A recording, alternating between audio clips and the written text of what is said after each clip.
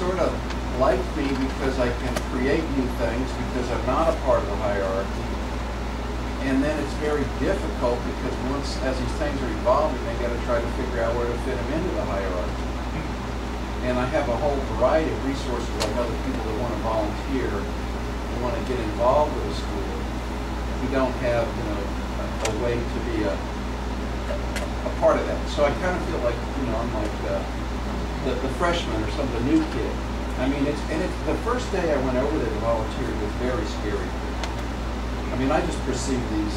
I think that the school should be just less scary in general. Okay. Fascinating. I think hard to identify the most of is at the end when the father, coach, or whatever was, you know, I in delivering his what we should go out and do play. So that sometimes we forget that we understand what we're trying to do. We understand how to get from A to Z.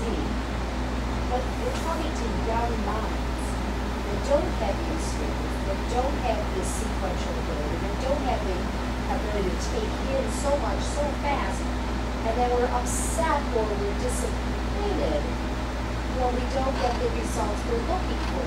And we're quick to point this way and say, this is what you need to do. So where do you think Stephen Covey goes with this? Watch this. Do you see any similarities between Saturday morning soccer and Monday morning in the office? I mean, think about it. Too often, teams and organizations are unclear about the goals or top priorities really are. Coaches and players simply not on the same page. What you get is everyone just kind of running around in all directions instead of working together toward the same goal. Have you seen that happen already with kids in your enterprise program or some other project that you might be doing where they aren't really clear who's doing what and what they're really trying to do anyway? You know? Or why they're trying to do it. Or why they're trying to do it. This is a pretty good little tool that you might want to consider investing in all the money that Doug gives you through NSF. Just for yourself personally, maybe even for some of your colleagues, but even for your kids. I wouldn't hesitate at all to use Stephen Covey's work for my students. In fact, you might be familiar, he has the 7 Habits of Highly Effective People. His son, Sean Covey, wrote a book called The 7 Habits of Highly Effective Teens. Not bad. Some schools have actually built that into like a middle school curriculum where kids are beginning to assess themselves and their strengths and their abilities to develop certain aspects of their leadership and their development as an individual. Very, very good stuff. So Covey goes into that, and like I said earlier, if you take a look at the menu here, there are a number of different pieces. I'm going to share just one brief one here because I like to hear you guys laugh. So, thank you for that. I think this is the one.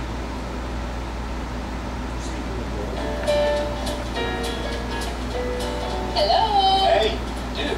How you doing, buddy? Good. How you doing? Fantastic. My name's Greg. I'm a background investigator / criminal investigator. Donc, je m'appelle Thierry et je suis le chef exécutif. Hi, my name is Marcia, and I'm the products director. Hi, I'm Sandy. I'm a trainer. My name is Quentin and I drive the forklift.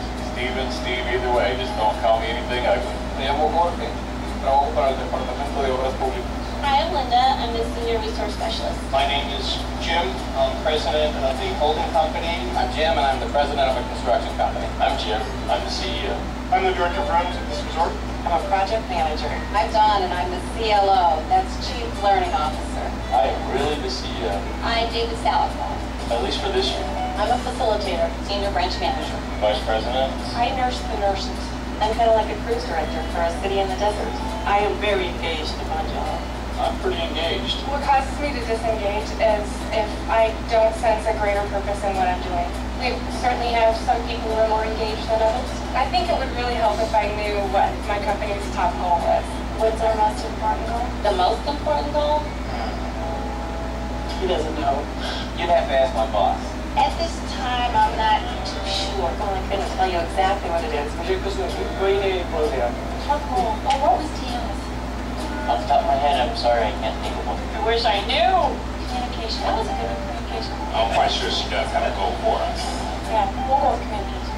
I'm just not sure what it is. Safety in the pool area at all times. I just told me last time I trained them. Our main goal is to service our stores. You gotta think what your opponent's gotta do, you gotta be able to counteract to that, and, you know, just be smart. Spread a little love, make a difference in people's lives, translate patient care. I think it's very important to narrow the goals down to one or two. Business is too complex, there is no one goal. There are plenty of goals out there, but we do get sent off on some goose chases, I guess. Sometimes I think the management has different goals. My boss's most important goal changes a lot. You know what the boss's goal is? By and large, our goals come from corporate in Germany. If I were running the company, I would choose a different goal. Nuestra meta más importante es poder servir a la comunidad. We need to make one more sale before year end. Sometimes making it through the day is my most important goal. The most important goal we have as a team is that we will reach the 80th percentile in patient satisfaction. Do they know that? Yes. I hope so. They know exactly. Everybody here knows that goal. And I challenge you to go try to find somebody that doesn't. Faster, cheaper, and better. Faster, cheaper, better. Faster, cheaper, and better. All the people on our team know what the number one goal is. Certain people on our team know that. Do they all know and understand it? No, they don't. How do I know that's the goal? Because we talk about it all the time. ESP. We talk about it every day. I think it's been stated. No, it is not clearly stated. It's not written down anywhere. We just discussed it in that type of format. It was told to me, it probably went in it one ear, not the other. We haven't had a meeting on it. If I saw it on paper, then I probably know. How much time do we spend on the top goal? Not that much time, maybe an hour every day. Probably somewhere around, 15, 20 minutes a day. About 2 minutes. Do you want a percentage?